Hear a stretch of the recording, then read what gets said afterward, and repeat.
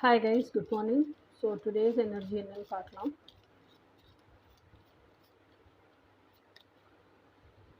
Hanged man. So ஹேங்க்மேன் card அப்படிங்கிறது எனக்கு எதை உணர்த்துது அப்படின்னா, நிறைய விஷயத்த மண்டைக்குள்ளே போட்டு உழப்பிட்டு இருக்கீங்க. எதுக்கு என்ன டெசிஷன் எடுக்கணும்னே தெரியல. எதை எப்படி யோசிச்சு ப்ராசஸ் பண்ணணுங்கிறதே தெரியல. ப்ராசஸ் பண்ணதுக்கப்புறம் இல்லை டெசிஷன் எடுக்கிறது. ஸோ அதனால் என்ன பண்ணிட்டீங்கன்னா, இப்போதைக்கு இந்த சோஷியல் கண்டிஷனிங் உங்களோட டெய்லி ரொட்டீன், நீங்கள் வாழ்ந்துட்டுருக்கிற அந்த குட்டி சமூகம், society starts from your wife இல்லை, society starts from your spouse and society starts from your parents two.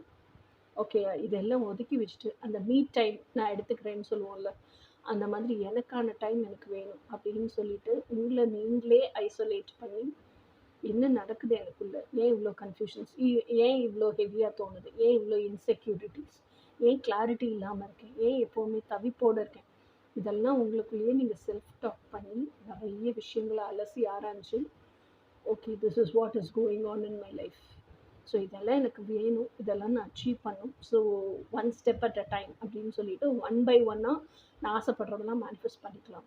எல்லாத்தையும் அட் அ ஸ்ட்ரெச்சில் மேனிஃபெஸ்ட் பண்ணணும்னு நானே ஓவர் பர்டன் பண்ணிக்க வேண்டாம் அப்படின்னு எல்லாம் சொல்லி அந்த கிளாரிட்டிக்கு வர்றதுக்கே you have taken such a long time.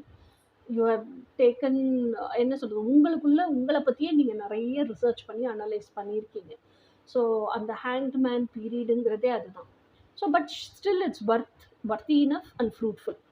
அது பலனுள்ளதாக தான் இருக்குது. So this is what is your today's energy. So இனி நாளைக்கு எனர்ஜி என்னன்னு நாளைக்கு பார்ப்போம். அன்டில் தென் பாய்.